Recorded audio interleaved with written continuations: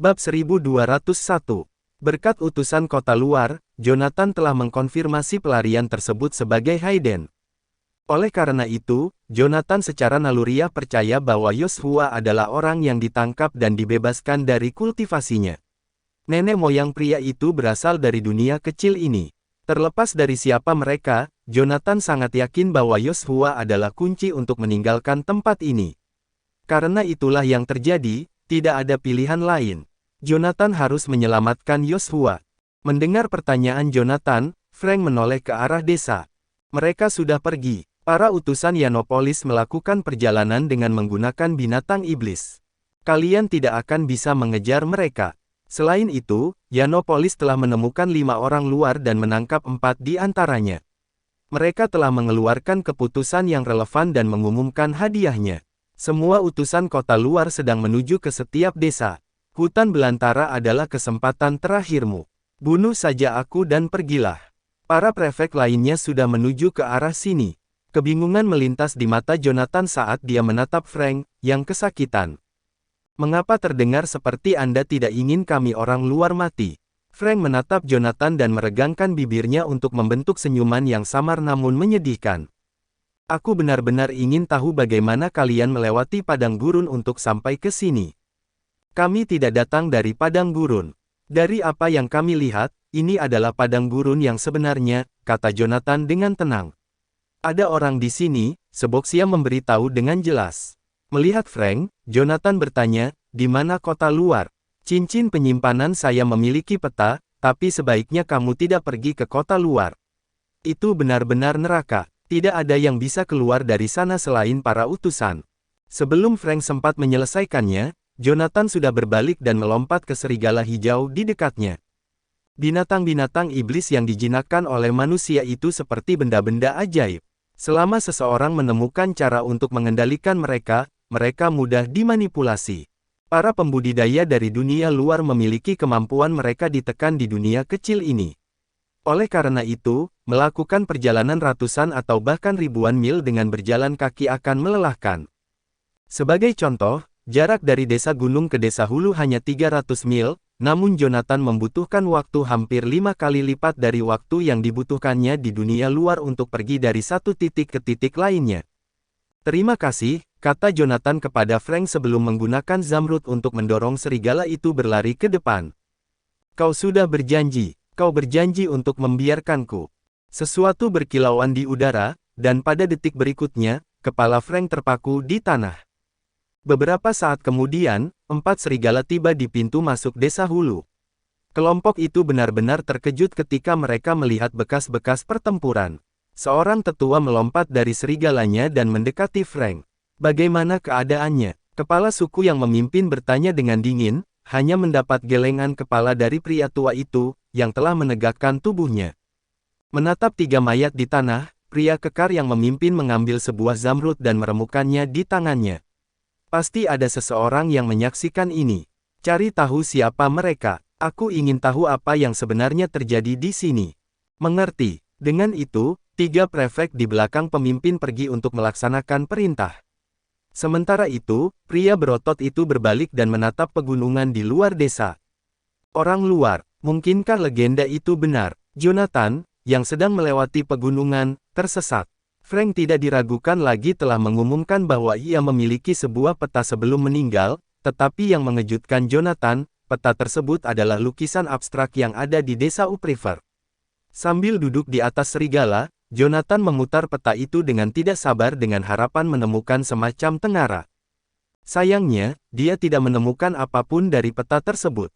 Setelah keluar dari desa Upriver, dia telah menuju ke arah tenggara dan kemudian ke arah timur laut. Satu-satunya yang ditandai di peta dan di jalan setapak adalah sebuah gunung yang disebut Mount of No Return. Setelah Mount of No Return terlihat, Jonathan dapat melakukan perjalanan sekitar 400 mil ke utara untuk tiba di sebuah desa tingkat menengah bernama Desa Terndor. Peta itu sangat sederhana. Pada saat itu, Jonathan hanya memiliki satu pertanyaan dalam pikirannya. Gunung manakah yang merupakan Mount of No Return? Orang-orang di dunia kecil ini hanyalah penipu. Bagaimana saya bisa tahu seperti apa gunung itu? Jonathan bergumam dengan muram. Seboxia menampakkan dirinya dan tertawa kecil melihat peta di tangan Jonathan. Bukankah sudah tertulis di sana? Jonathan sedikit terkejut melihat kemana Seboxia menunjuk. Mount of No Return, sebuah gunung dengan serangga hitam yang hidup di aliran sungainya. Saat dikejutkan, mereka terbang ke langit dan menghalangi sinar matahari. Siapapun yang tidak sengaja memasukinya tidak akan pernah bisa keluar, itulah namanya. Dilarang untuk memasukinya. Ketika Jonathan selesai membacanya, dia menoleh ke Seboxia dengan ekspresi tak berdaya. Kawan, apa kamu berharap aku mencari setiap aliran sungai di sini untuk mencari serangga hitam itu? Lagi pula, kamu punya lonceng perunggu. Kamu tidak akan mati. Lagi pula, itu lebih baik daripada tersesat, kata Seboxia, meski ia terlihat bersemangat menyaksikan tontonan itu.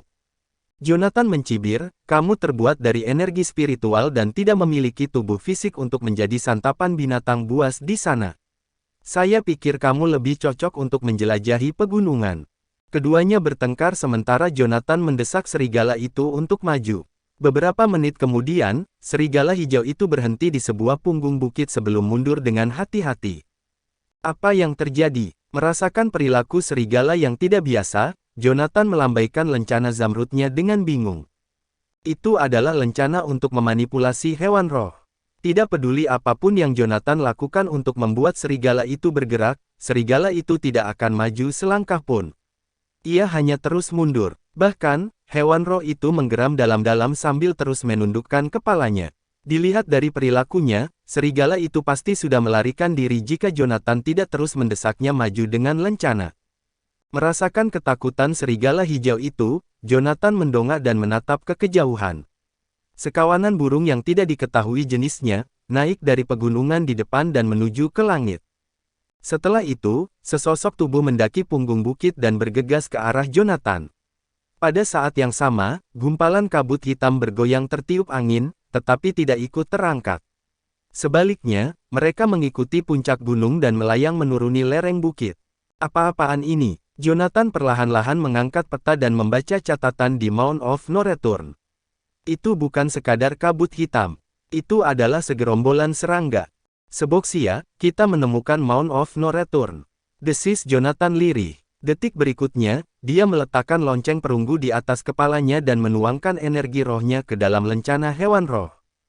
Lari. Bab 1202. Meskipun peta sederhana itu tidak menjelaskan sejarah serangga hitam, fakta bahwa mereka membuat Mount of No Return terkenal berarti ada sesuatu yang tidak biasa tentang mereka.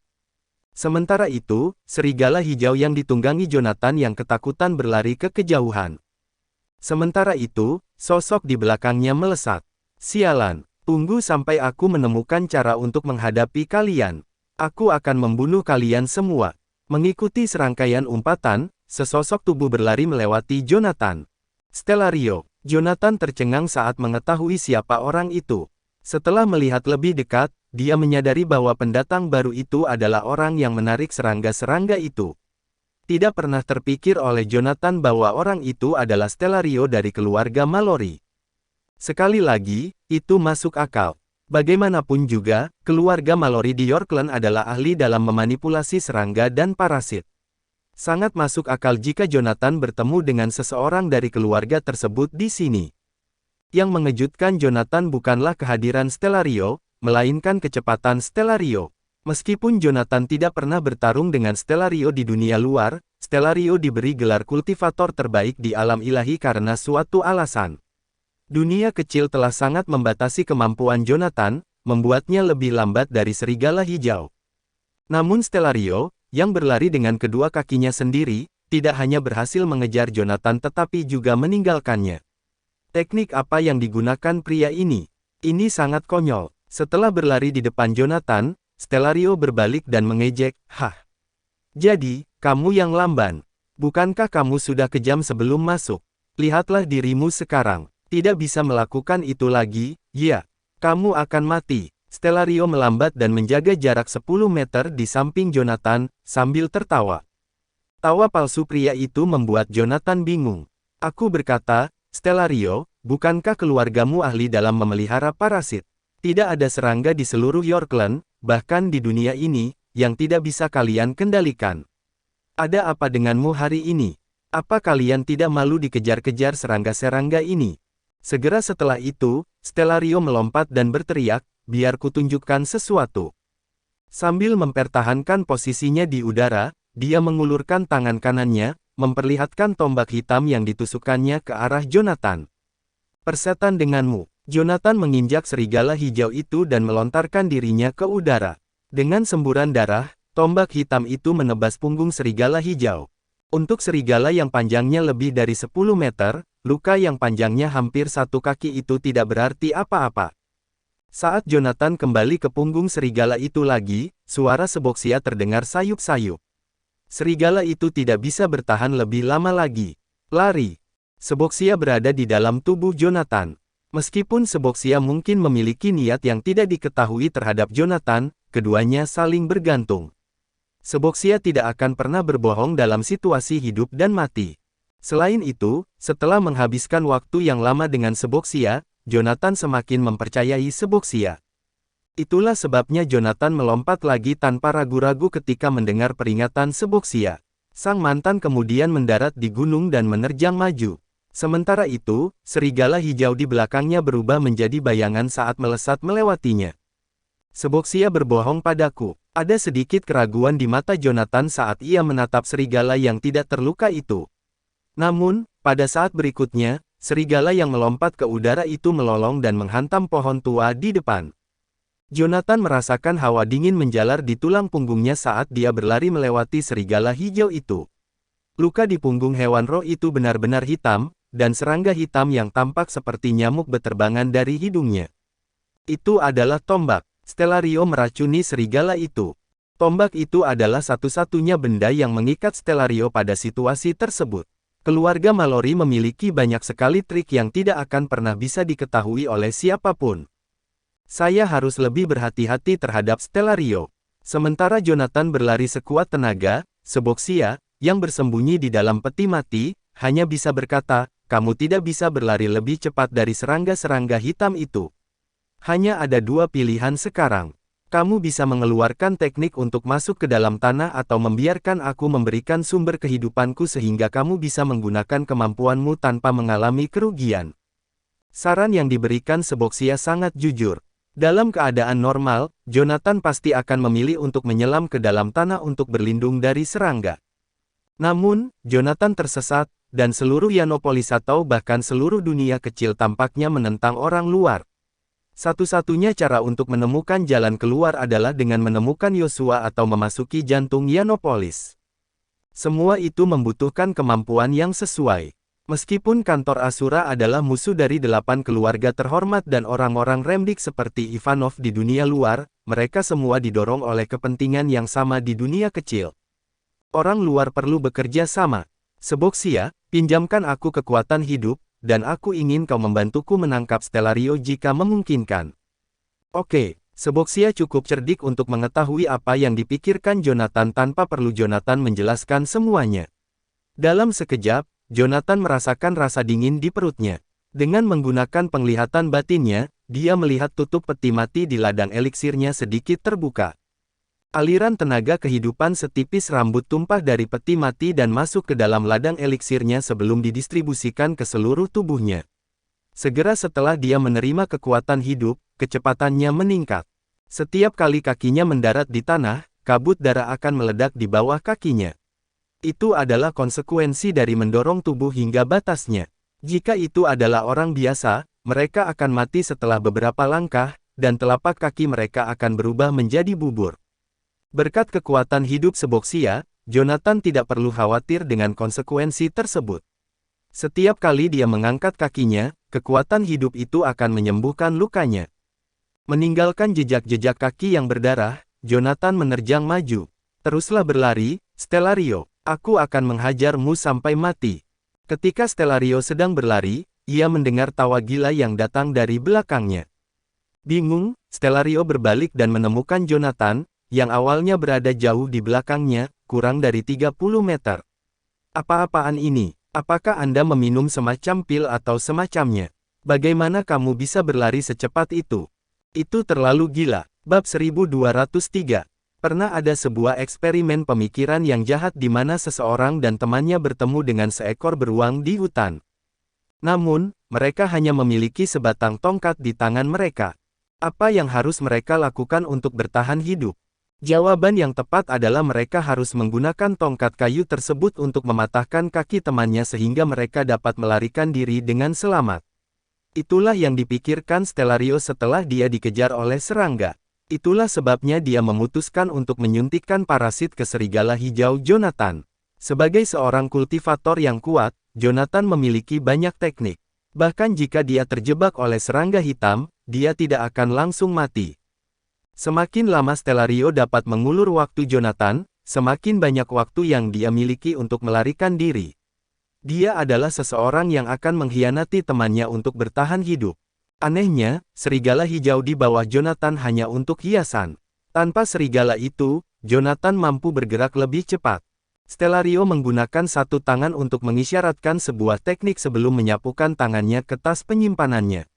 Beberapa saat kemudian, lapisan benda hitam seperti pasir muncul di tangannya. Dengan akrab, ia menggunakan kuku ibu jarinya untuk membuat sayatan kecil pada telunjuknya.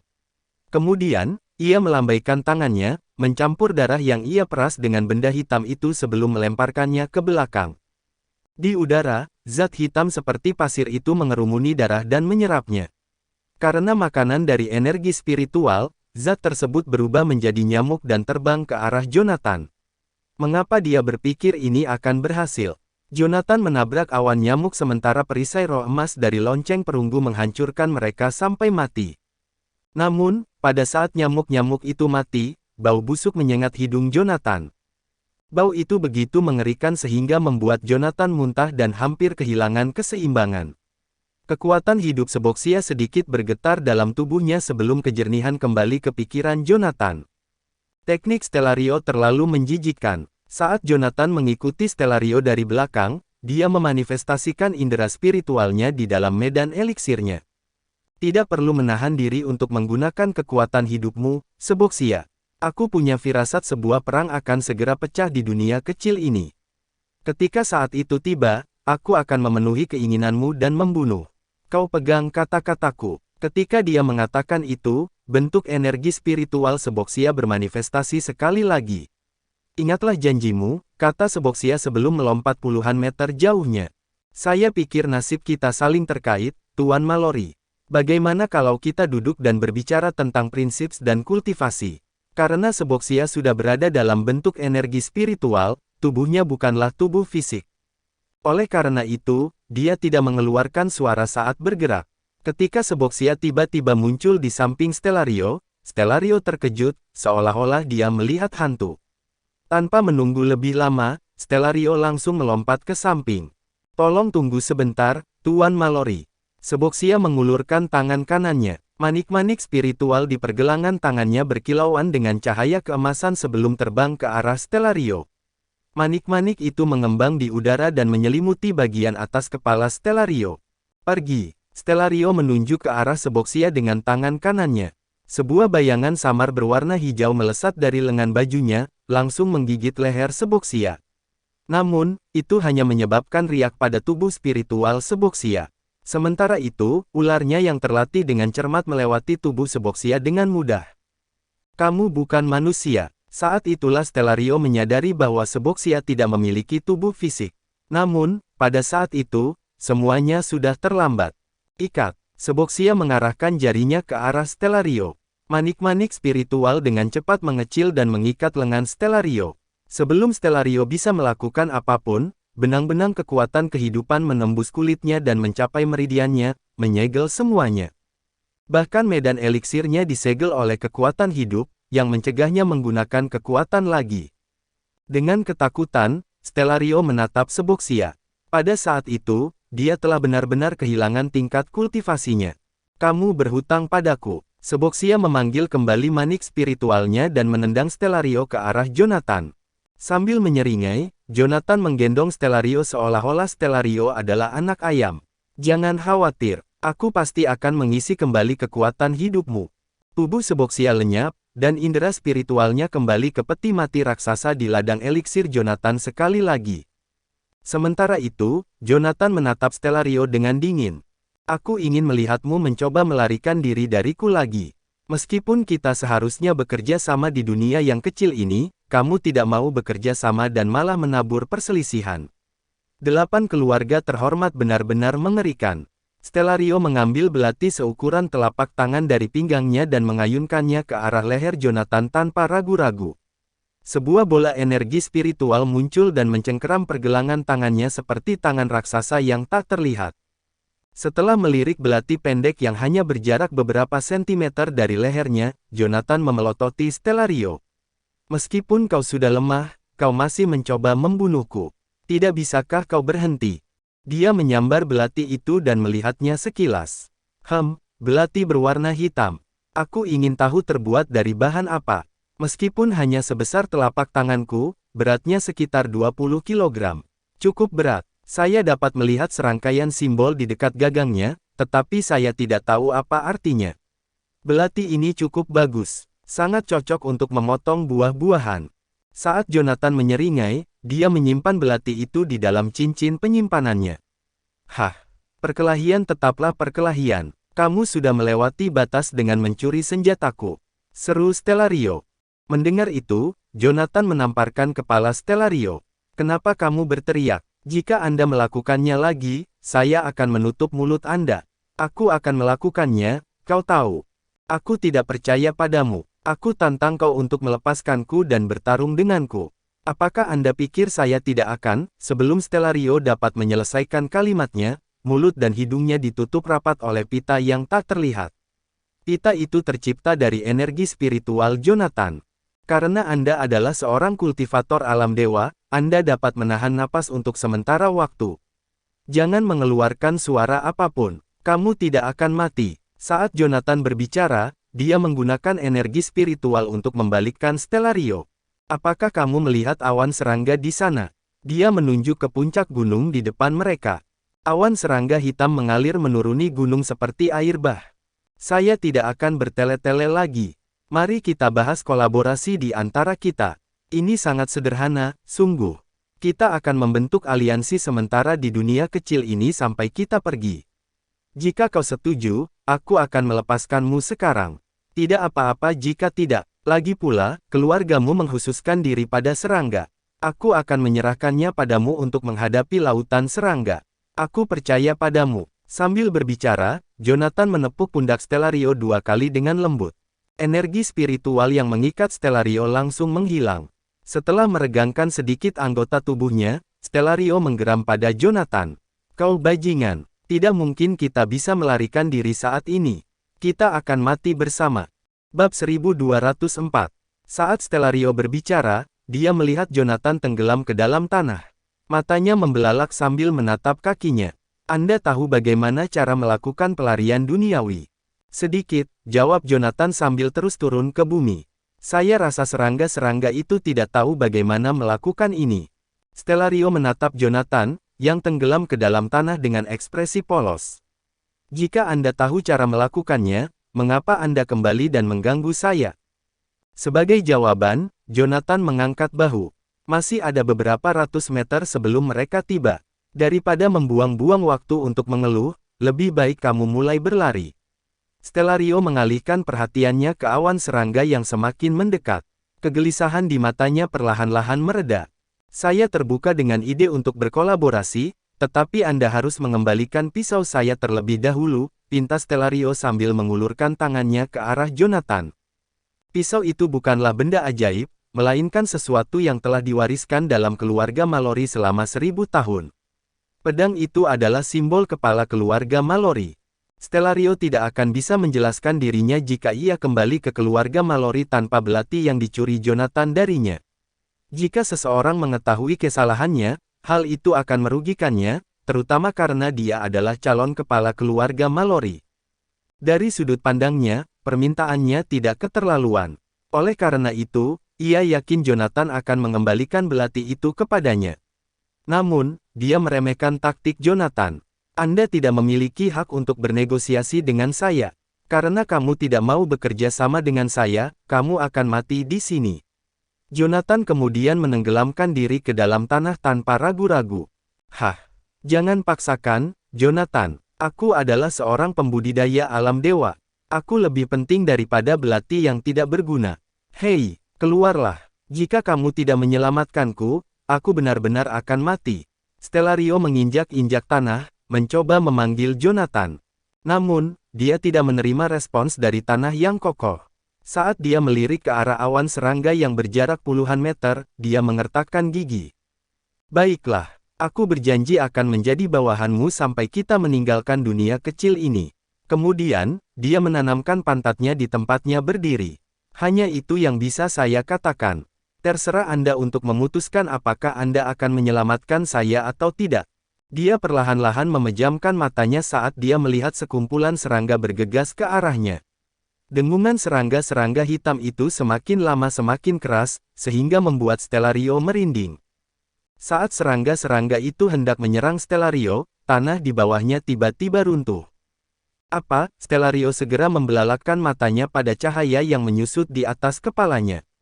Meskipun dia telah jatuh lebih dalam ke dalam lubang, serangga-serangga di atasnya tidak berhenti mengejarnya. Serangga yang tak terhitung jumlahnya membanjiri lubang dan menuju ke arah Stellario. Tutup lubangnya, Jonathan. Cepat, seru Stellario sambil terjatuh. Sesaat kemudian, jalur vertikal di atasnya tertutup rapat, seperti seseorang yang sedang memutar kerucut silinder dengan kuat. Segerombolan serangga yang jatuh ke tanah pun mati saat secercah cahaya terakhir di atas mereka padam. Sementara itu, Stellario jatuh ke dalam energi spiritual yang empuk. Segalanya akan menjadi jauh lebih mudah jika Anda setuju lebih awal.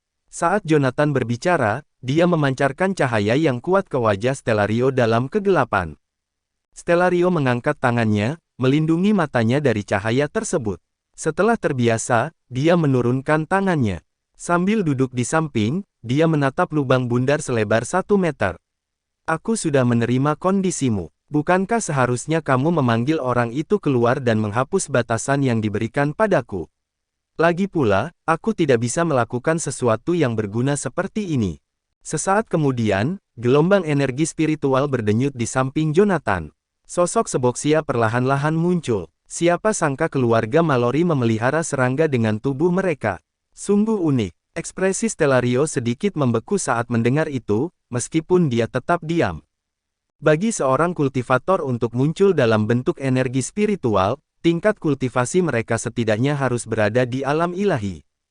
Oleh karena itu, Stellario tidak mencoba menyangkalnya karena dia tahu tidak ada yang bisa dia sembunyikan tentang tubuhnya dari orang seperti Seboksia, yang menyegel meridiannya. Setiap orang memiliki cara yang berbeda dalam melakukan sesuatu. Terlepas dari metode kultivasi apa yang digunakan seorang kultivator, mereka melakukannya untuk melampaui grid prinsip. Tidak ada yang aneh dengan hal itu. Stellario santai karena dia tidak bisa melakukan apa-apa saat berada di bawah kendali Jonathan dan Seboksia. Seboksia tertegun saat mendengarnya. Beberapa detik kemudian, Seboksia menyatukan kedua telapak tangannya dan membungkuk pada Stellario.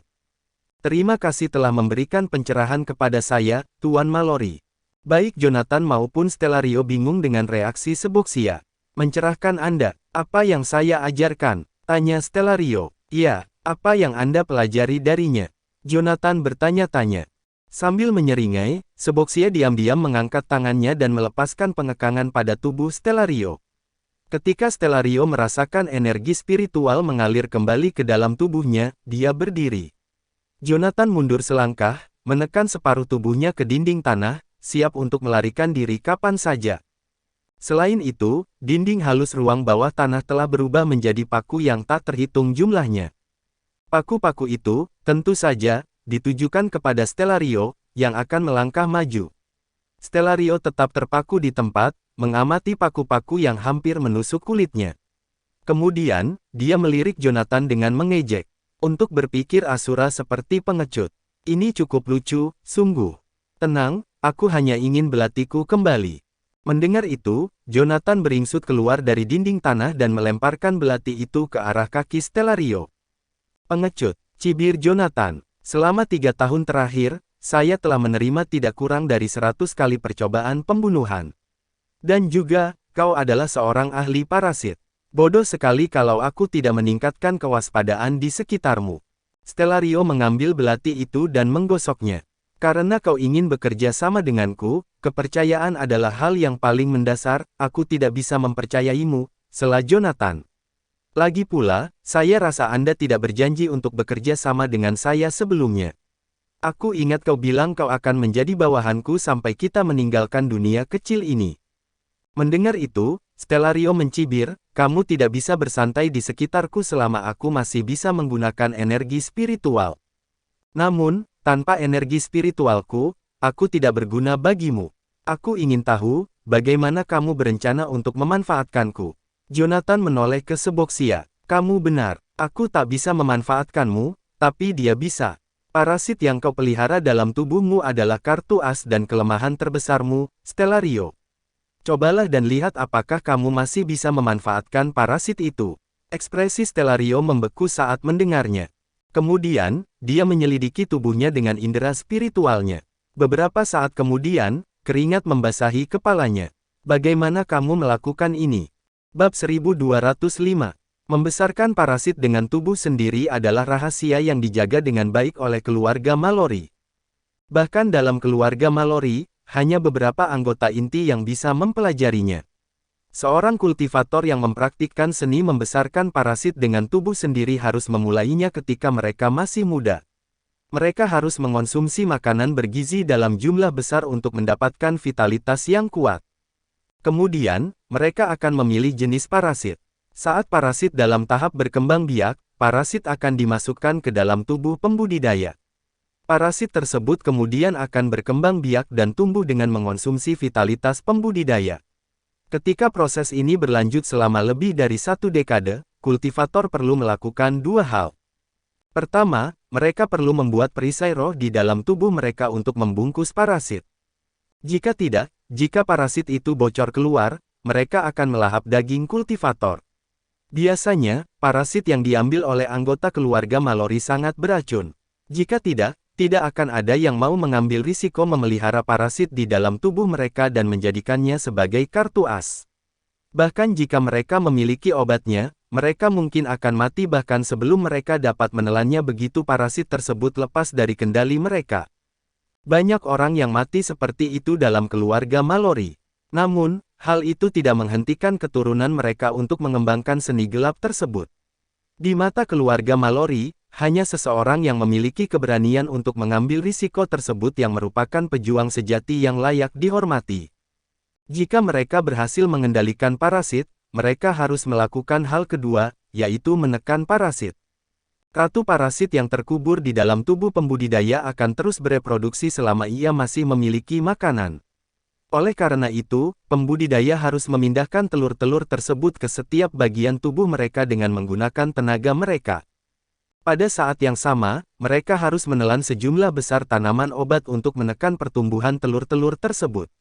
Seorang pembudidaya akan membutuhkan waktu berbulan-bulan, atau bahkan bertahun-tahun, untuk membiasakan diri dengan 2 proses tersebut secara bersamaan. Mereka harus membatasi aktivitas telur-telur tersebut dengan energi spiritual sambil memberikannya vitalitas. Upaya mereka akan sia-sia jika mereka gagal mencegah telur-telur itu mati atau tumbuh di luar kendali mereka. Kultivasi mereka hanya akan dianggap sukses ketika mereka dapat melakukannya tanpa berpikir, seperti bernapas. Pada saat itu, telur-telur parasit telah menjadi bagian dari tubuh pembudidaya. Dengan demikian, mereka dapat dengan mudah memanfaatkan energi spiritual dan vitalitas untuk membuat telur-telur itu matang dengan cepat untuk digunakan sendiri, baik dalam pertempuran atau dalam situasi lain. Itu adalah kartu as Stellario di lengan bajunya. Namun, upaya kultivasinya selama 2 dekade tiba-tiba terlepas dari kendalinya. Ketika dia memeriksa tubuhnya dengan indera spiritualnya, dia menemukan setidaknya sepertiga dari telur di tubuhnya telah disegel oleh pembatasan Seboxia sebelumnya. Bahkan jika dia menggunakan energi spiritualnya sendiri untuk mencoba memecahkan segel itu tidak bisa dihancurkan. Apa yang kau lakukan padaku? Seperti macan tutul yang ketakutan, Stellario melengkungkan tubuhnya sedikit, siap bertarung seperti binatang yang terperangkap. Seboxia merapatkan kedua telapak tangannya dan membungkuk pada Seboxia. Tidak perlu panik, Tuan Mallory. Aku hanya menggunakan prinsip of life untuk menghapus jejak pada telur dengan paksa. Suara Seboxia sangat lembut, seperti angin musim semi yang menyegarkan. Namun, pada saat itu, suara itu terdengar seperti bisikan iblis dari sudut pandang Stellario. Apakah dia mendengar apa yang dia katakan? Dia baru saja menggunakan prinsipnya untuk menghapus sepertiga dari kartu truf saya, namun dia membuatnya terdengar seperti tidak ada yang serius. Aku tahu kau adalah seorang kultivator alam ilahi, tapi kau tidak perlu bermain-main denganku seperti ini. Meskipun Stellario biasanya pembual, dia tidak berani melakukan sesuatu yang gegabah pada saat itu. Sebagai keturunan langsung dan kepala keluarga Mallory yang ditakdirkan, dia bertemu dengan beberapa pembudidaya alam ilahi sebelumnya. Sementara kultivator alam suci mungkin tampak baik atau jahat, mereka semua sangat mirip di dalam. Mereka benar-benar tanpa ampun dan tidak dapat diprediksi. Orang Siulian yang lemah akan beralasan, sedangkan orang Siulian yang kuat sampai pada tingkat Zen Fozong akan memamerkan statusnya. Mereka yang melampaui alam superior akan berusaha mempertahankan status mereka. Bahkan jika mereka bertarung, mereka akan tetap melakukan sesuatu dengan benar, apakah mereka menang atau kalah pada akhirnya. Namun, ketika sampai pada pembudidaya alam dewa seperti Stellario dan Jonathan, mereka akan mencoba melompat keluar dari papan catur dan menjadi master catur, mendapatkan keuntungan dari belakang layar. Bagaimanapun, begitu seseorang mencapai tingkat kultivasi alam dewa, mereka tidak akan bisa lepas dari pengaruh faksi yang kuat. Tidak masalah jika mereka adalah seorang kultivator nakal atau bagian dari keluarga terhormat. Itu tidak mungkin. Oleh karena itu, semua kultivator alam dewa akan mencoba yang terbaik untuk skema ini. Bahkan, mereka berharap semua orang akan mati di tangan mereka. Kemudian, begitu seseorang menjadi praktisi Siulian alam dewa, dia akan mampu melakukan apa saja untuk mencapai tujuan.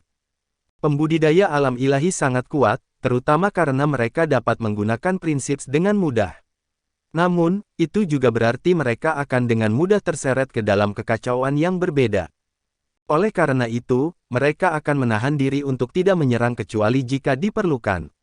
Ketika mereka harus menyerang, mereka akan melakukannya dengan tepat dan kejam. Mereka akan menggunakan metode yang paling sederhana untuk melenyapkan lawan mereka. Segala sesuatu yang lain berada di luar pertimbangan mereka. Stellario pernah mendengar deskripsi tentang kultivator alam ilahi yang sangat dia setujui sebelumnya, yaitu, apa bedanya jika aku membunuhmu? Itu adalah penggambaran yang paling akurat dari para pembudidaya alam ilahi. Mereka akan melakukan apapun yang mereka inginkan tanpa peduli apapun. Sementara Seboxia mungkin tersenyum ramah pada saat itu, dia mungkin akan membunuh Stellario pada detik berikutnya tanpa peringatan.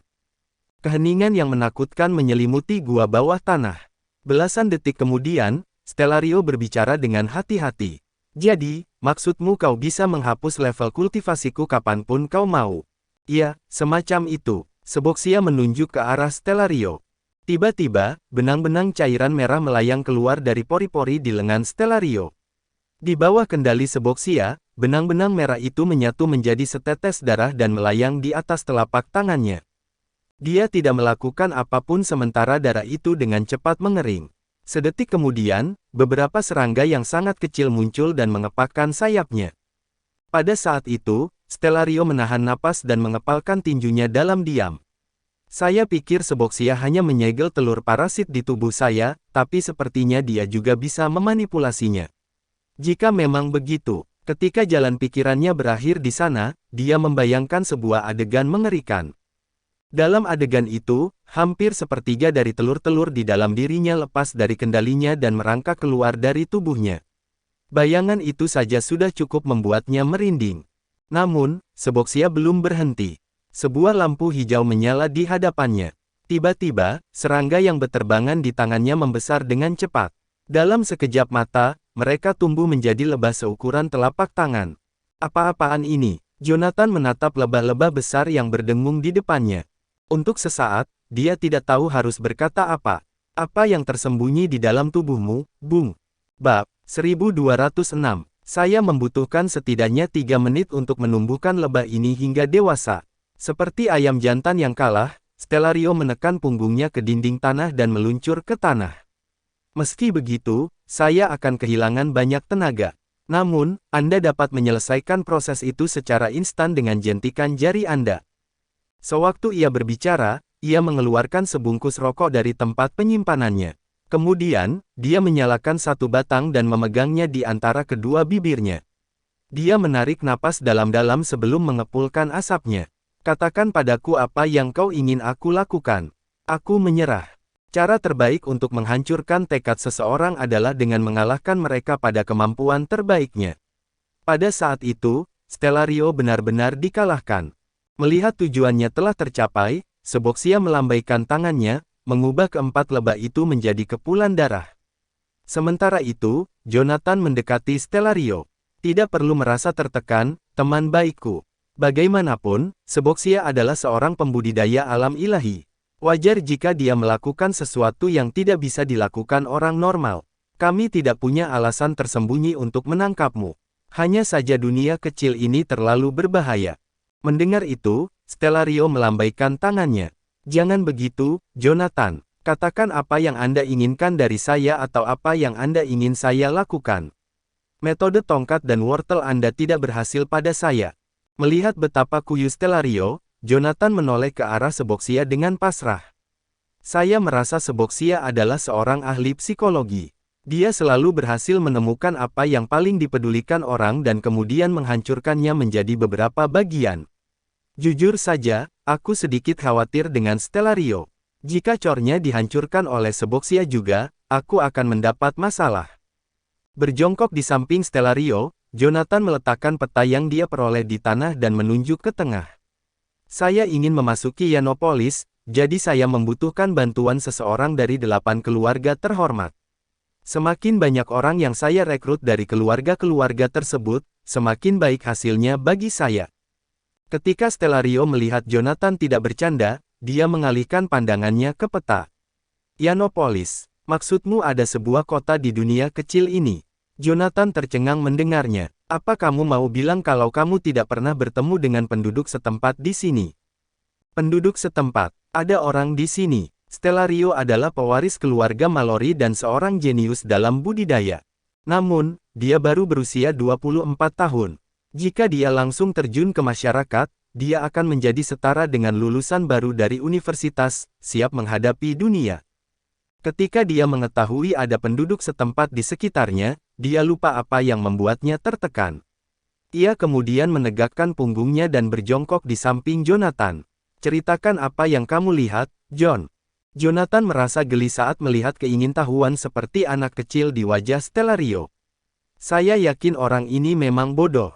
Dia melanjutkan untuk memberi tahu Stellario tentang 108 desa, jajarannya, prefek, utusan kota luar, dan Yanopolis yang misterius, yang terletak di tengah. Selain manusia setengah dewa yang tersegel di bawah sungai, Jonathan pada dasarnya mengungkapkan semua yang dia lihat dan pelajari di dunia kecil kepada Stellario. Selama percakapan itulah Jonathan menyadari mengapa Stellario yang tolol itu tidak menemukan jiwa yang hidup. Itu karena serangga.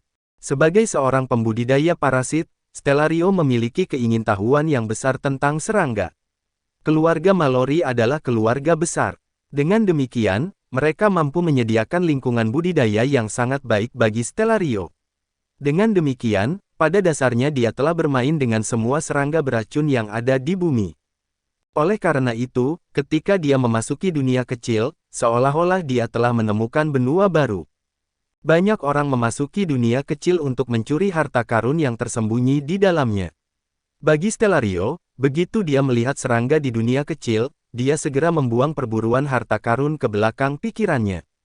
Sejak Stellario memasuki dunia kecil, dia hanya melakukan dua hal, yaitu tidur dan menangkap serangga. Bahkan, dia tidak sengaja tersandung ke Mount of No Return saat mencari serangga. Dia bahkan berhasil menculik ratu serangga hitam. Menatap kantong hewan roh di tangan Stellario, Jonathan merasa cemberut. Maniak macam apa yang telah saya habiskan begitu banyak upaya untuk menyelamatkannya. Saya ingat dengan jelas bahwa dia tidak berencana untuk melepaskan ratu serangga itu, bahkan sampai akhir. Untuk berpikir bahwa dia rela mati demi seekor serangga. Pria ini terlalu terobsesi dengan minatnya. Ketika Jonathan mencoba mengintip ratu serangga itu, Stellario menarik kantungnya. Jangan menyentuhnya. Ia mungkin terlihat kecil, tapi sebenarnya sangat ganas. Saat saya kembali ke lembah serangga, saya melihat banyak tulang belulang raksasa. Lebih baik tidak menyentuhnya sebelum saya bisa memastikan apakah itu beracun. Petik 2. Dengan hati-hati, Stellario menyimpan kantong hewan roh dan menatap peta itu lagi. Menurut informasi intelijenmu, tidak hanya manusia yang hidup di dunia kecil ini, tapi masyarakatnya juga cukup rumit. Jika kita ingin kembali ke dunia kita sendiri, kita harus masuk ke Yanapolis, kan? Itu benar. Jonathan menghela napas. Setelah aku terpisah dari Quintus, kau adalah orang kedua yang kutemui yang berasal dari dunia luar. Meskipun kita telah sepakat untuk bekerja sama, kita masih terlalu lemah seperti ini. Kami membutuhkan lebih banyak orang, terutama pembudidaya alam ilahi, seperti kepala keluargamu. Mendengar itu, Stellario mengerutkan kening. Itu tidak akan mudah. Bagi keluarga Mallory, serangga kuno ini adalah harta karun terbesar di sini. Aku juga tidak tahu kemana kentut tua itu pergi, dan kurasa kita tidak akan bisa menemukannya. Meskipun, ketika saya berada sekitar 50 mil ke arah timur dari sini di pagi hari, saya mendengar suara tembakan. Kedengarannya seperti senapan penembak jitu, yang cukup kuat.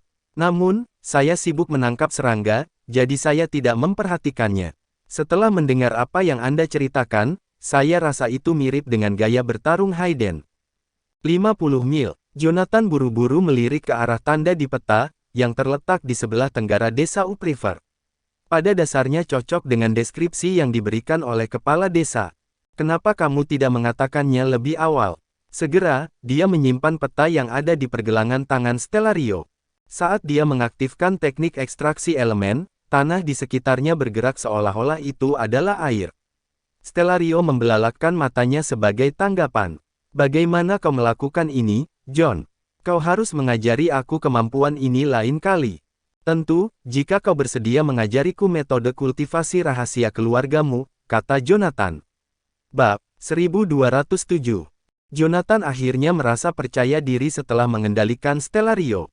Dalam masyarakat kultivator di dunia luar, Jonathan dianggap sebagai kultivator yang kuat karena tingkat kultivasinya adalah alam dewa. Tidak peduli apakah dia berada di Remdik atau wilayah barat, dia berani terus maju. Itu karena dia tahu dia bisa bertahan hidup bahkan jika dia tidak bisa memenangkan pertempuran selama dia tidak harus menghadapi kultivator alam dewa. Namun, dia tidak memiliki kepercayaan diri yang sama di dunia kecil karena struktur masyarakatnya menakutkan. Di dunia luar, seorang kultivator alam dewa cukup kuat untuk menjadi penguasa suatu daerah, tetapi mereka adalah eksistensi terlemah di dunia kecil.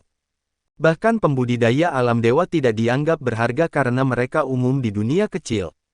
Jika Yanopolis tidak melarang penduduk desa untuk melampaui tingkat kultivasi alam dewa, itu akan menjadi tingkat kultivasi terendah di dunia kecil.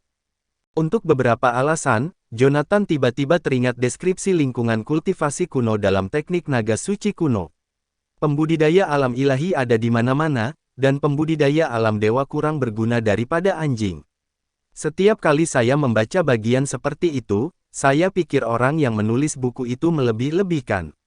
Namun, sepertinya hal itu mungkin benar di masa lampau. Dunia yang kecil ini tidak bisa dijelajahi oleh satu orang saja.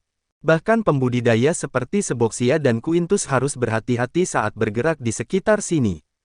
Karena prinsip seseorang dilucuti di sini, tidak peduli seberapa kuat tingkat kultivasi mereka. Mereka tidak berbeda dengan kultivator alam dewa dengan energi spiritual yang kental. Menurut perkiraan saya, tidak banyak pembudidaya yang dapat menyimpan prinsip sekuat Seboxia dalam manik-manik spiritual. Bahkan, itu mungkin teknik rahasianya. Bagaimanapun, Seboxia adalah satu-satunya kultivator alam ilahi yang bertahan selama lebih dari 1000 tahun. Banyak teknik rahasia yang kuat telah hilang di telan waktu. Meskipun saya tidak tahu siapa yang membangun dunia kecil ini dan untuk alasan apa, ini adalah tempat yang benar-benar luar biasa. Tempat ini menggunakan teknik penyegelan absolut untuk memaksa para pembudidaya alam dewa dan alam ilahi berdiri di titik awal yang sama. Ini adalah kesempatan dan bahaya terbesar di sini. Munculnya harta karun spiritual, ramuan obat yang manjur, dan peninggalan kuno di dunia kecil ini adalah kesempatan bagi semua. Meskipun, itu tergantung pada orang tersebut berapa banyak manfaat yang dapat mereka ambil dan apakah mereka dapat kembali ke dunia luar dengan selamat. Saat ini, yang perlu saya lakukan adalah merebut keberuntungan ini. Saat Jonathan menatap Stellario, yang berada belasan meter darinya, dia berpikir keras. Berbicara tentang keberuntungan, meskipun keberuntungan itu ada, namun tidak terlihat. Itu bukan sesuatu seperti prinsip surgawi. Meskipun itu juga tidak dapat ditantang, seorang kultivator dapat menangkapnya secara kebetulan dan memanfaatkannya. Sementara itu, keberuntungan tidak dapat berinteraksi atau digenggam. Seolah-olah hanya ada dalam konsep. Sebagai contoh, saya awalnya adalah pewaris keluarga Goldstein, keturunan yang suka pesta pora dan menikmati kehidupan mewah.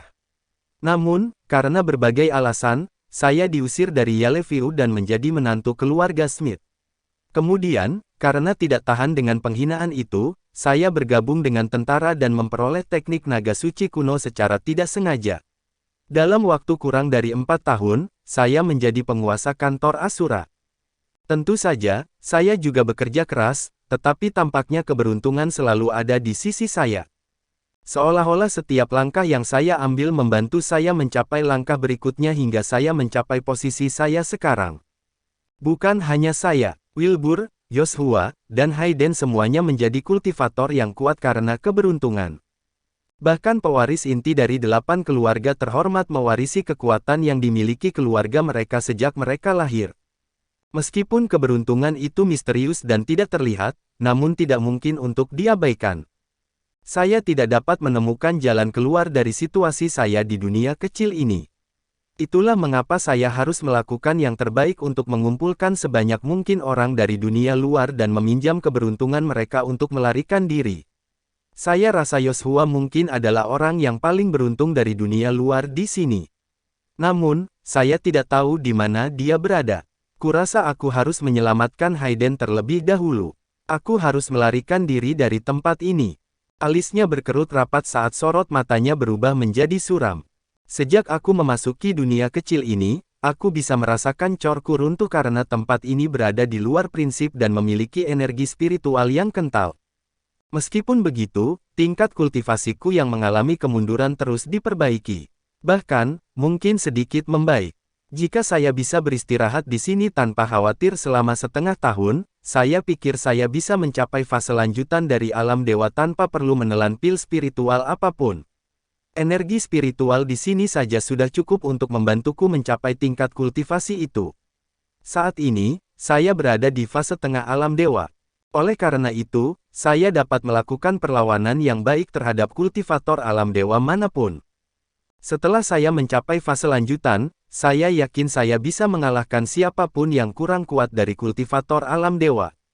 Namun, saya tidak berpikir saya akan tinggal di sini. Ada terlalu banyak hal di dunia luar yang saya khawatirkan, seperti Josephine yang sedang hamil dan pertempuran River on Sea. Saya benar-benar tidak boleh tinggal di sini. Satu-satunya hal yang bisa saya harapkan sekarang adalah Savion tidak berbohong. Setelah aku melenyapkan keluarga Everett, sebaiknya dia mengembalikan Josephine kepadaku tanpa ada goresan sedikit pun. Sudah 4 hari berlalu sejak pertempuran River on Sea. Seluruh kampanye juga mengakhiri konflik teknologi awal. Pada saat itu, perang telah mengambil bentuk yang lebih konvensional dan invasif. Kota-kota di Horbah yang berada di dekat River on Sea telah berubah menjadi medan perang. Namun, Remdik tidak melanggar aturan perang. Mereka mengizinkan warga untuk keluar dari kota melalui rute yang telah ditentukan dengan aman. Seseorang menyarankan untuk menyamar sebagai warga sipil untuk menurunkan pertahanan tentara Remdikian. Namun, Leslie, yang gila perang dan hanya fokus pada hasil, menolak usulan itu. Bahkan, dia mencopot pangkat orang yang merekomendasikan taktik tersebut dan menendang mereka keluar dari tentara. Dalam benaknya, meski hal itu dapat memenangkan perang dengan jumlah korban prajurit yang paling sedikit, hal itu juga akan menghancurkan reputasi tentara Sekutu Timur. Selain itu, tentara Remdikian tidak memiliki alasan untuk mengizinkan warga sipil meninggalkan zona perang dengan kendaraan mereka, akan menyebabkan kematian banyak orang biasa. Bab 1208 Sang Jenderal jelas tidak senang dengan penjelasan Leslie. Bagaimanapun, Tindakan pertama Leslie sebagai komandan adalah mengerahkan 50.000 anggota pasukan tambahan Angkatan Darat Susona ke Yellowview. Dia memerintahkan mereka untuk memasuki wilayah timur laut dan menyerang Redlington dalam sebuah misi yang pada dasarnya merupakan misi bunuh diri. Meskipun itu adalah keputusan yang drastis, dia berhasil mempertahankan 200.000 anggota tentara sekutu Timur Remdik di selatan Sungai Onsi dengan hanya 50.000 pasukan mereka sendiri. Tentara Sekutu Timur akhirnya memiliki waktu sekitar 1 hari untuk bergegas menuju medan perang, tetapi mereka harus membayar mahal untuk itu. Hanya dalam waktu 12 jam, jumlah pasukan cadangan Angkatan Darat Susona telah berkurang menjadi tidak kurang dari 20.000 orang di bawah serangan Angkatan Darat Gletser Remdik dan Angkatan Darat Kutub Utara Aiskovos, yang keduanya ditempatkan di Redlington. 20.000 anggota yang tersisa telah berhasil mundur dengan sukses di bawah rencana awal Leslie, tetapi siapapun yang tahu sedikit saja tentang perang militer sadar bahwa dia sudah menyerah. Tidak ada pasukan cadangan atau sumber daya tambahan untuk 50.000 pasukan yang telah dikerahkan ke Redlington. Leslie juga tidak merencanakan pasukan lain di dekatnya untuk bergerak maju. 50.000 anggota pasukan itu mungkin bukan manusia, tapi mereka masih bisa dianggap sebagai pembudidaya tingkat rendah. Tidak mungkin mereka bisa menyeberangi Sungai Onsi dan kembali ke Canaya dengan ratusan ribu tentara musuh di belakang mereka. Hanya ada satu cara bagi mereka pada saat itu, yaitu mati melawan Remdik.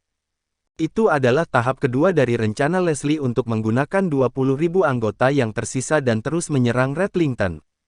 Tujuannya adalah untuk menahan pasukan Remdik agar tidak masuk ke River Onsi selama mungkin.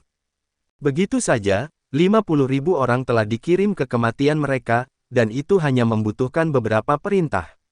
Semua orang memprotes keputusan yang begitu dingin, tetapi Leslie terus melanjutkan seolah-olah dia tidak bisa mendengar mereka. Cransby di Doveston mungkin tidak sepadat kota-kota tepi pantai kelas 1, tetapi masih dianggap sebagai daerah yang populer. Musim dingin menjadi musim di mana pariwisata Cransby mencapai puncaknya. Saat itu, setiap jalan dan gang akan diterangi dengan lampu-lampu yang terang benderang untuk menyambut para turis yang akan berdatangan. Namun, Cransby sekarang sunyi seperti kota hantu. Hampir tidak ada lampu yang menyala di rumah-rumah. Kota itu kini berada di bawah kendali penuh tentara Sekutu Timur.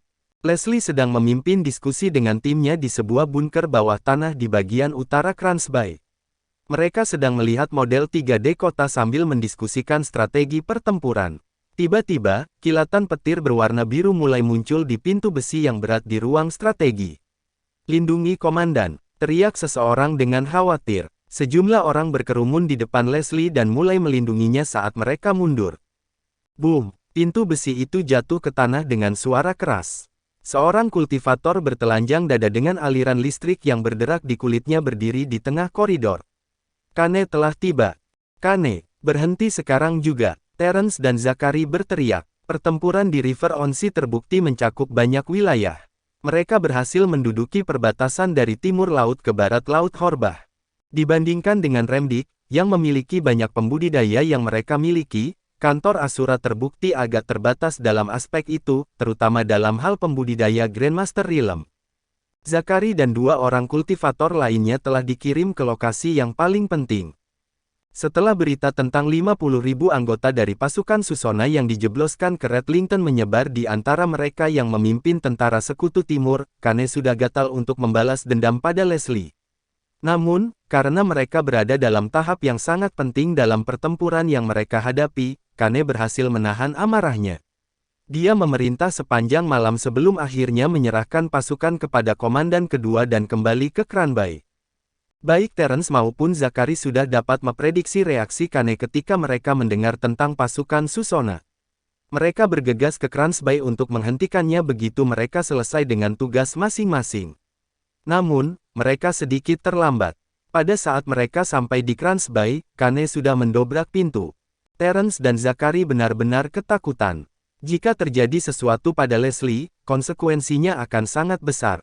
Karena dia adalah panglima tertinggi, mencelakainya termasuk dalam kategori yang sama dengan pengkhianatan terhadap negara. "Kane, apa yang kau pikir kau lakukan?" Seorang pria berjubah yang berdiri di depan Leslie berteriak dengan keras. Pedangnya berkilauan di tangannya. Ada banyak pembudidaya alam superior lainnya tepat di belakangnya. Meskipun mereka semua adalah direktur dari pasukan yang berbeda yang membantu Leslie dalam rencananya, mereka juga merupakan pengawalnya jika terjadi sesuatu. Sayangnya, para pembudidaya alam superior bukan tandingan Kane. Ada apa denganmu? Kane menggeram saat sulur-sulur listrik mengalir di kulitnya. Bagaimana kau bisa meninggalkan 50.000 orang begitu saja? Kau benar-benar tidak pantas menjadi panglima tertinggi. Saya akan memastikan Anda membayar untuk 50.000 orang yang Anda korbankan. Kata-kata Kane baru saja keluar dari mulutnya ketika dia melesat ke arah Leslie. Dia begitu cepat sehingga yang dapat mereka lihat hanyalah bayangan kabur. Hentikan dia, pemuda berseragam tadi berteriak. Sebelum dia sempat mengayunkan pedangnya, dia sudah terlempar ke samping. Orang-orang di belakangnya juga terpukul dan terlempar ke samping. Leslie hanya berdiri diam. Sebagai manusia biasa, ia tidak bisa melihat di mana Kane berada, yang ia lihat hanyalah sosok bercahaya yang melesat ke arahnya dengan kecepatan cahaya. Rambutnya bergoyang karena angin yang disebabkan oleh kecepatannya saat dia tiba di depannya. Dia merentangkan tangannya yang berderak dengan listrik di depan Leslie namun terlempar kembali ke arah pintu pada detik berikutnya. Kane menabrak koridor sementara Zachary dan Terence mendarat di depan Leslie. Sepertinya kita tiba tepat pada waktunya, kata Zachary sambil mengertakkan gigi sambil memegang tali ajaib. Terence membuka tangan kirinya, dan sebuah perisai sebesar telapak tangannya muncul. Dia melemparkannya dengan lembut di atas kepala Leslie, dan perisai berkilauan yang tampak seperti kaca buram mengelilinginya. Apakah Anda baik-baik saja, Komandan? Bulir keringat membasahi hidung Terence dan menetes dari wajahnya. Jelas, mereka telah menghabiskan seluruh energi mereka untuk sampai ke sini. Secara teknis, mereka seharusnya tidak meninggalkan pos mereka untuk pergi ke Cransby. Namun, mereka sangat sadar bahwa tidak ada yang bisa menghentikan Kane sekarang karena Tiger dan Hades tidak sadarkan diri. Tidak ada orang lain yang dapat menandingi dia ketika dia sedang marah. 8 Raja Perang adalah simbol kekuatan di masing-masing garnisun mereka.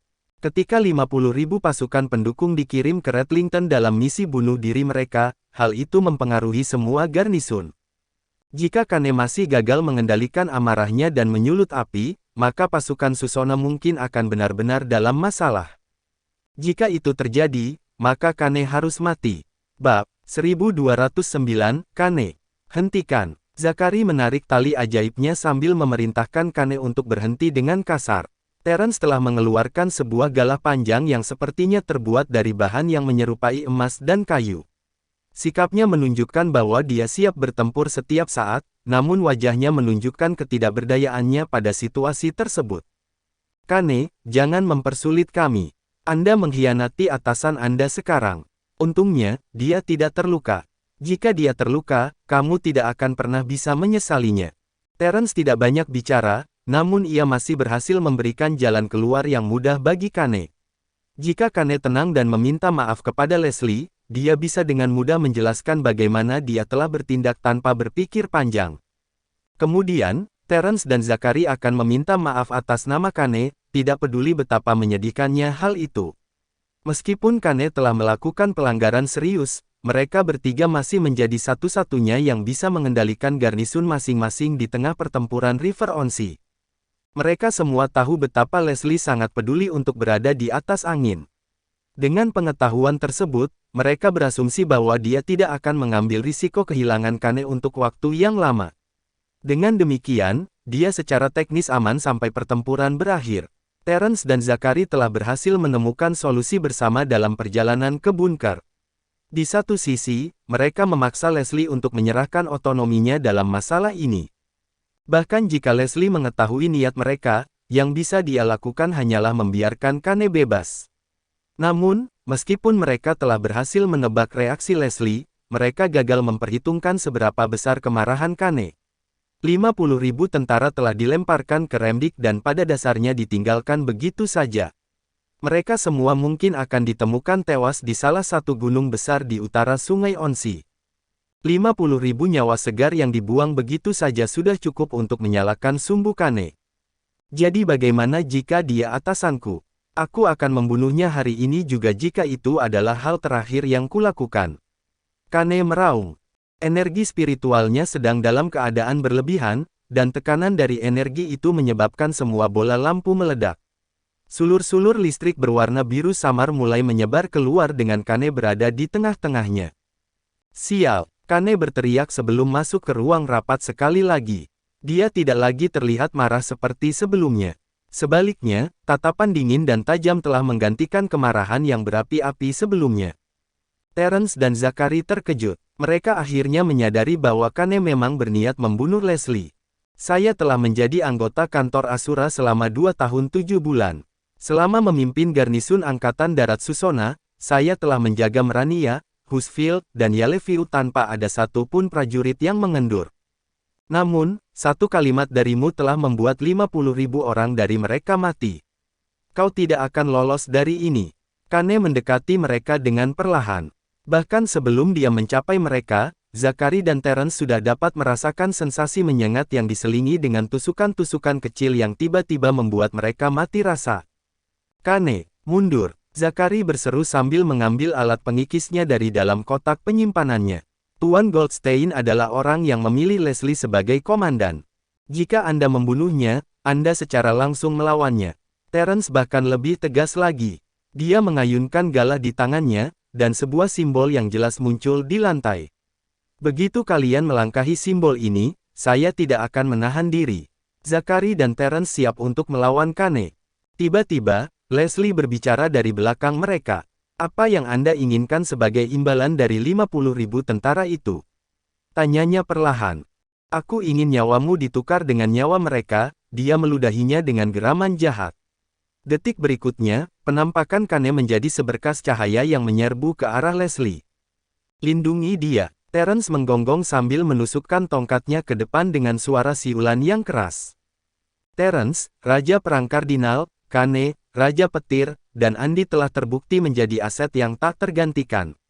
Pasukan Selatan, Legiun Yalegard, dan pasukan Susona telah berhasil menjaga Legiun Yalegard di tengah-tengah Yaleviu seperti perisai yang tak terlihat tanpa ada tanda-tanda bergeming.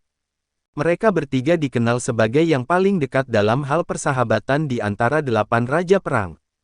Alasannya adalah karena mereka memiliki sikap yang sama terhadap Yaleviu, yaitu berperang. Kesamaan mereka dalam berperang menyebabkan ketiganya merasa dekat satu sama lain. Mereka hampir merasa seperti saudara di kehidupan sebelumnya.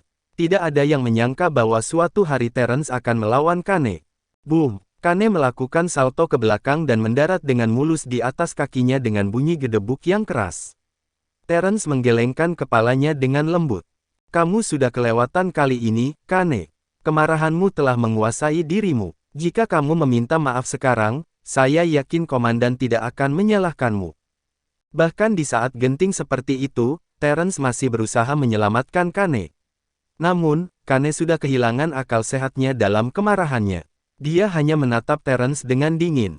Apakah itu tongkat isolator? Kalian benar-benar berusaha menghentikanku. Karena kalian tidak mundur, jangan sebut aku berhati dingin karena membela diri, kata Kane lembut.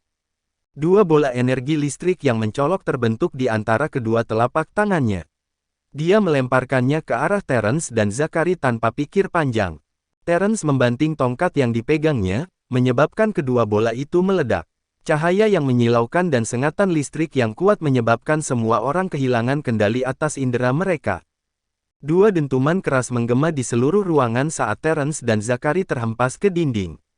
Zachary melakukan yang terbaik untuk mengendalikan vitalitas yang hampir mendidih di dalam pembuluh darahnya saat dia melemparkan talinya untuk menahan Kane. Jarak mereka berdua hanya sekitar 20 meter, dan seharusnya mudah bagi seorang kultivator dari alam Grandmaster untuk mencapainya. Sayangnya, Kane sedikit terlalu cepat. Sebuah kilatan listrik yang terang melesat ke arah Leslie, dan kilatan itu membuat Zachary tiba-tiba teringat kembali pada percakapan yang pernah ia lakukan dengan Jonathan. Dia dan Jonathan sama-sama sedikit mabuk. Zachary dalam keadaan mabuk meminta Jonathan untuk memberi peringkat 8 Raja Perang berdasarkan kemampuan.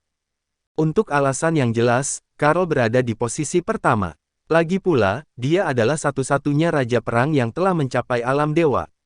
Zachary tidak membantahnya. Awalnya, dia mengira bahwa Hades atau Jeremy akan berada di posisi kedua.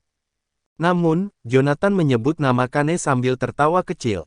Berdasarkan penjelasan Jonathan, karena kemampuan spesialnya, Kane sendiri dapat dengan mudah mengalahkan raja perang lainnya jika diperlukan. Namun, dibutuhkan setidaknya 3 raja perang untuk mengalahkan Kane. Ketika Jonathan mengatakan hal itu, Zachary merasa ragu. Dia yakin bahwa Jonathan tidak sepenuhnya objektif. Namun, sekarang, Zachary menyadari bahwa Jonathan tidak salah sedikit pun. Kane jauh lebih unggul dari kebanyakan orang dalam hal kecepatan dan kekuatan. Perisai yang dipasang Terence untuk melindungi Leslie hancur di bawah kekuatan serangan Kane. Dia mengangkat tangan kanannya, yang berubah menjadi seberkas cahaya yang menyilaukan saat dia menghantamkannya ke kepala Leslie. Itu adalah sebuah tamparan yang keras, dan 2 orang lainnya yakin bahwa Leslie tidak akan selamat. Namun, tepat ketika mereka berdua menutup mata tanpa harapan, sebuah pedang berayun tanpa suara di tengah-tengah cahaya biru pucat di antara Leslie dan Kane. Bab 1210. Bip. Mengikuti bunyi tersebut, kepalan tangan Kane mengepal dengan kuat, melepaskan serangan cepat dan kuat yang terhubung dengan pedang, mengirimkannya melesat di udara. Dalam satu gerakan yang mengalir, kakinya menyentuh tanah, dengan cepat berputar saat tinjunya menemukan sasarannya, memberikan pukulan yang kuat ke dada Leslie. Menyatu. Teriakan yang dalam bergema di seluruh ruang komando, dan ruang itu dipenuhi dengan gelombang energi spiritual yang mendalam. Dalam sekejap, energi itu memadat, menjerat Kane di udara. Sebuah medan kekuatan energi spiritual. Siapa di sana? Kane berteriak dengan cemas ke udara, tidak dapat menggerakkan ototnya, saat dia menatap Leslie yang berdiri dengan gelisah di dekatnya. Ini aku. Sebuah suara serak terdengar, dan sesosok tubuh berjubah berjalan ke sisi Kane. Orang misterius itu kehilangan satu lengannya. Dia tidak lain adalah Carl. Zachary dan Terence merasakan gelombang kelegaan menyelimuti mereka saat melihat Carl. Meskipun telah kehilangan lengannya dalam pertempuran beberapa hari yang lalu, Carl, sebagai kultivator alam dewa, memiliki tingkat kekuatan di atas Kane. Dengan demikian, dengan mudah menekannya berada dalam kemampuan Carl. Pada saat ini, nyawa Leslie terselamatkan. Wanita itu juga menyadari fakta ini. Meskipun ia tidak menunjukkan rasa takut atau menghindar selama seluruh cobaan itu, namun ia tidak bisa menahan perasaan lega. Dia berusaha mengangkat kakinya untuk pergi, tetapi begitu dia bergerak, dia tersandung dan jatuh ke belakang. Carl membuat sebuah gerakan halus, dan beberapa aliran energi spiritual seketika menopang tubuh Leslie, membantunya mendapatkan kembali keseimbangannya. Leslie menatap pria itu dan mengangguk tanda terima kasih. Terima kasih, ini adalah tugas saya. Anda telah melakukannya dengan baik, kata Carl dengan suara yang berkerikil. Kata-katanya tidak didorong oleh Leslie sebagai komandan yang dikirim oleh Jonathan, dan juga bukan untuk menyanjungnya. Kemampuan komando Leslie yang luar biasalah yang secara dramatis mengubah keadaan dalam pertempuran. Meskipun dia telah membuat keputusan yang kejam dengan mengorbankan 50.000 tentara, upaya berani mereka secara efektif menghentikan pasukan Remdik yang maju dan berhasil mempertahankan Redlington. Manuver strategis Leslie telah memberi tentara Sekutu Timur tambahan waktu 1 hari yang sangat berharga, menandai titik balik yang kritis dalam pertempuran River On-Sea. Selama masa pemulihannya, Carl meluangkan waktu untuk menganalisis dan merenungkan bagaimana pertempuran River On-Sea akan berlangsung jika dia yang memegang komando. Sayangnya, tidak peduli seberapa banyak ia menganalisis dan merenung, Carl tidak dapat menemukan strategi atau hasil yang lebih baik daripada apa yang telah dicapai Leslie. Remdik telah merencanakan pertempuran ini dengan cermat selama bertahun-tahun, dan sejak awal, eksekusi mereka telah sempurna, maju dengan kejam dan tanpa jeda, seperti pertunjukan yang telah dilatih dengan baik di atas panggung. Rudal, manusia serigala, pembudidaya, invasi.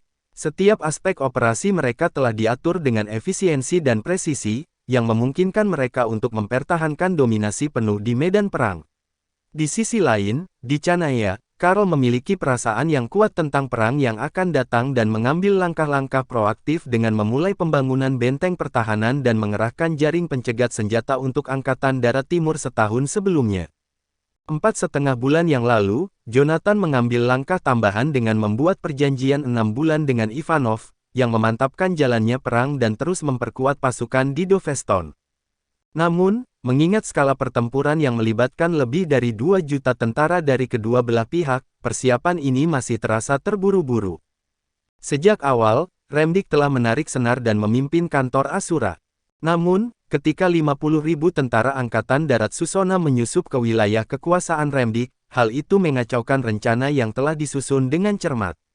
Strategi Remdik yang telah dirancang dengan hati-hati menjadi berantakan. Selama masa ini, moral tentara Sekutu Timur bergeser secara signifikan. Di tengah gempuran kritik, Leslie berhasil menanamkan kesadaran baru dalam diri para prajurit kantor Asura, mereka bukanlah pion yang harus bertahan dan mempertahankan diri secara pasif. Mereka bisa melawan. Bahkan jika itu berarti mengorbankan nyawa mereka sendiri, mereka dapat menimbulkan rasa sakit dan ketakutan pada musuh. Pergeseran halus ini memiliki dampak yang besar pada moral tentara secara keseluruhan. Hal ini memicu kesadaran di antara semua orang bahwa mereka tidak datang bersama untuk menjadi korban yang terperangkap dalam baku tembak. Bahkan dalam menghadapi kematian, mereka dapat merangkul semangat pejuang mereka dan bertempur dengan gagah berani. Sebagai komandan yang tanggap, Karl dengan tajam merasakan perubahan moral para prajurit di medan perang, menegaskan keputusan cerdik Jonathan dalam memilih Leslie sebagai komandan baru. Dia adalah seorang ahli taktik yang terlahir secara alami di medan perang. Saat itu, seorang prajurit wanita bergegas mendekat dan membantu Leslie duduk di kursi. Leslie memegang sebotol air, tangannya sedikit gemetar. Meskipun ia terlihat tenang, Leslie tidak bisa menahan rasa gugup dan takut setelah 2 kali lolos dari kematian dalam waktu yang sangat singkat.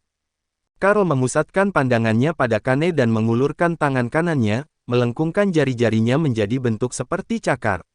Dengan ketepatan yang kejam, dia mengirimkan serangan yang kuat ke perut Kane. 5 aliran energi spiritual merayap ke dalam eliksir dan medan energi Kane seperti ular spiritual, dengan cepat membentuk formasi aneh yang tetap berada di pusat medan energinya. Saat formasi tersebut terbentuk, medan energi Karl juga berhenti beroperasi.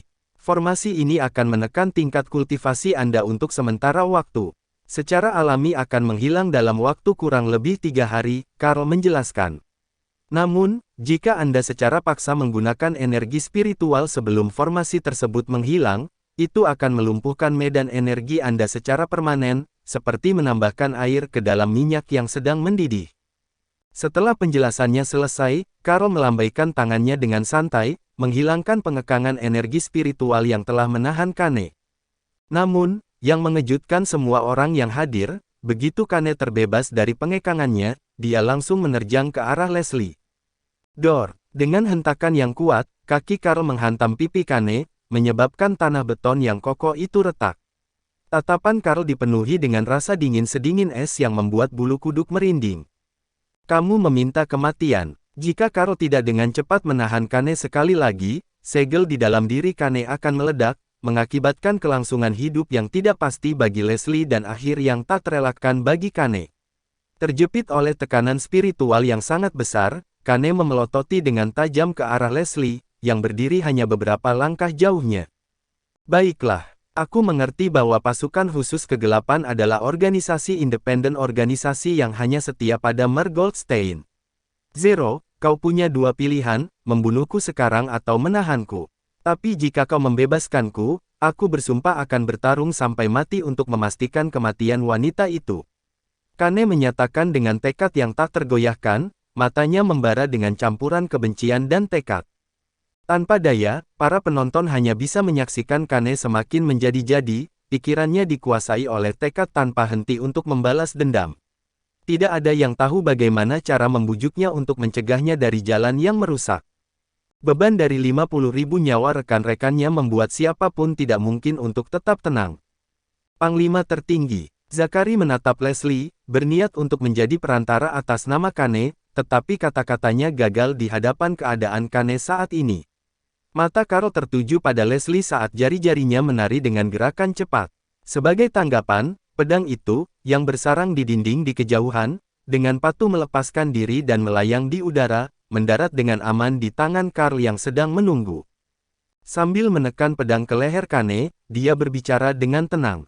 Saat Tuan Goldstein pergi, dia memerintahkan saya untuk mengikuti perintahmu. Terserah Anda untuk menentukan nasib orang ini, untuk mengakhiri hidupnya atau menunjukkan belas kasihan kepadanya, katanya kepada Leslie. Saat kata-kata Carl menggantung di udara, semua orang di ruangan itu mengalihkan perhatian mereka kepada Leslie, menunggu keputusannya. Setelah beberapa saat merenung, Leslie menghabiskan tetes terakhir air mineral dari botolnya dan berdiri sambil menghela napas panjang. Semua komandan tingkat 2 dan personel tingkat bawah, tolong kosongkan area ini. Jeremias, bawa tim Anda dan periksa proyektor 3D dan peralatan lainnya. Pastikan intelijen medan perang terorganisir dan jalin kontak dengan Freddy lagi. Kita harus bergerak cepat. Leslie memerintah, suaranya penuh dengan otoritas. M471. Bersambung.